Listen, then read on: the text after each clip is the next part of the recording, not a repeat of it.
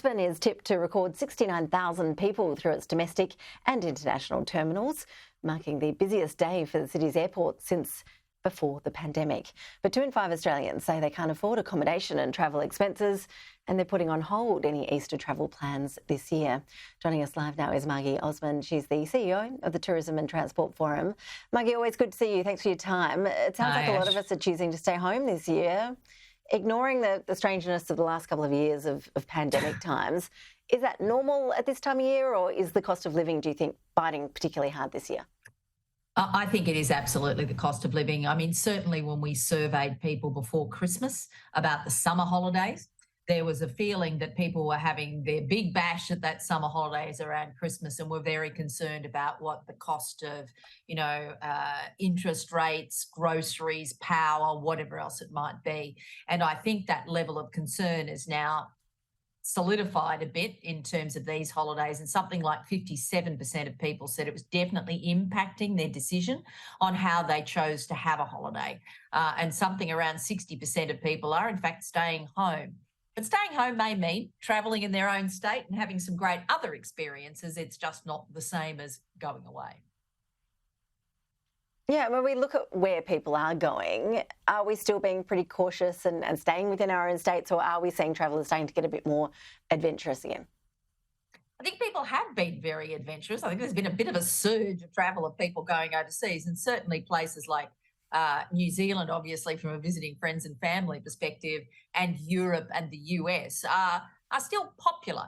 But I do think that the cost of living issue is starting to bite, and people did spend up big over the summer holidays, and they're just taking it a little easier this time around. Now, the big winners out of that are obviously going to be a whole range of regional communities, whether it's Blues Fest at Byron or the Dungog Rodeo, or, Blessing of the Fleet in Ulladulla, or great festivals in places like Bendigo for Easter.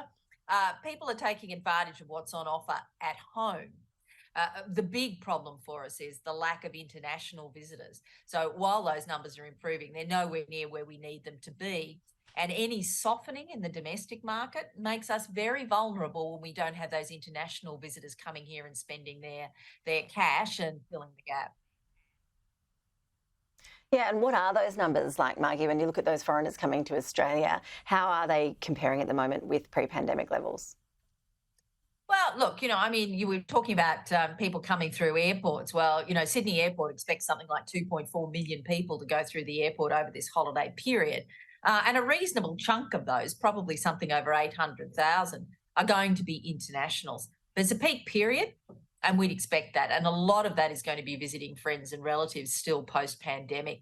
That longer-term return of things like the Chinese market, it's going to take time, and it will all be governed by our capacity to get that aviation capacity back in. You've got to have seats to put the bottoms on. So we need those airlines to come back to Australia and bring all those lovely tourists with them. And in terms of how we should go about travel this weekend, some airports I see, they seem to be encouraging people to turn up early to be prepared. Others are saying, no, don't arrive too early, it's going to be too crowded. You're in the thick of chats around this, I'm sure. What's the best advice you have for travellers this season? Well, look, the good news is I think, all of the airports and the airlines are very conscious of what people need and how difficult it is to have to queue and do all those things. So they're doing the very best they can to make this as easy a process as possible. All you can do is follow the advice of the airport and the airline. If they say come early, come early. If they say, no, leave it a bit later, follow that advice, because they're giving it to you for a good reason. But the other thing I would suggest to you is bottle of water, keep your sense of humour intact, difficult as it is in these circumstances, and just understand that you will get where you're going. And some of the more difficult times in the last 12 months mean that the airports are extremely skilled in managing those queues and getting you into the airport proper and onto those planes as quickly as possible.